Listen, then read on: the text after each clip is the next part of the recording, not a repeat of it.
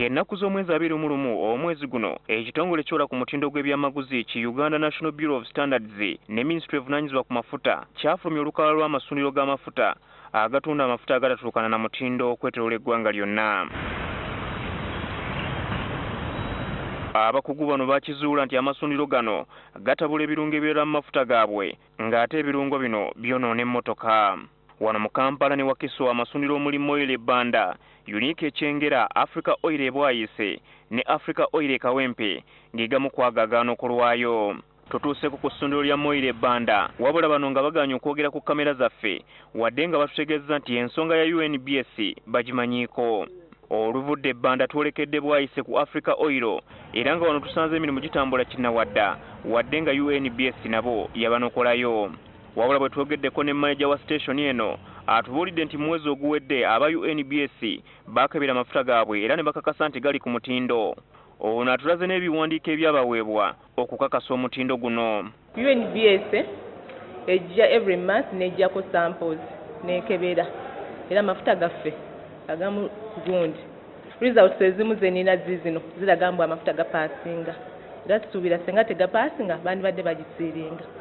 Nakalema agamba nti oba UNBS erina obuzibu n'omutindo gw'amafuta ku katale esooke kwekenneenya amakampuni amanene agasobola amafuta okuva ebweru w'eggwanga.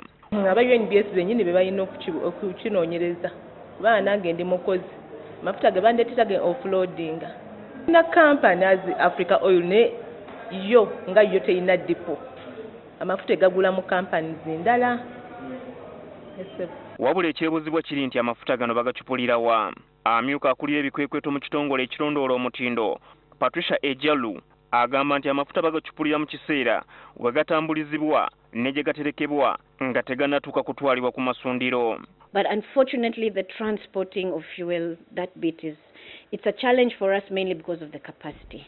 Both the Ministry of Energy and UNBS to have the full capacity to be able to monitor these vehicles from beginning to end. Wabula Ejalu atubuulidde nti bongedde amaanyi mu bikwekweto okuzuula abatunda amafuta agatalina kalambe oba giyite mark ya UNBS.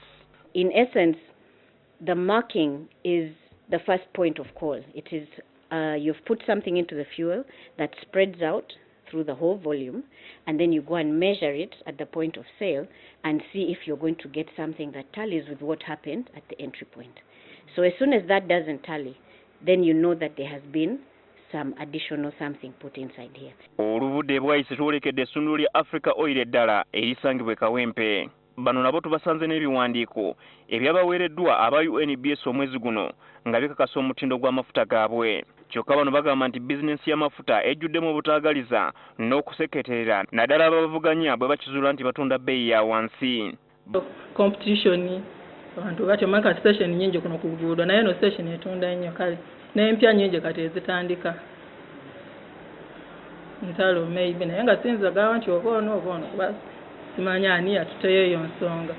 Oba makanika b'emmotoka batuulidde ebizibu ebituuka ku mmotoka singa ekozesa amafuta agatetuukana na mutindo. Efuna obuzibu ku injekita netandika okwesikasika injekita muli kubanga yo eba eyagala ki amafuta nga gali ki nga mayonjo kati deni muli mubeeramu obumu obutinitini mu injekita webufunako obuntu nga bukyafu nefunako webuzibikira oba obutulituli obubeeramu ne buziba kitegeeze beegenda kukola ki kutandika okwesikasika efuna emize ejja etabadde najjo.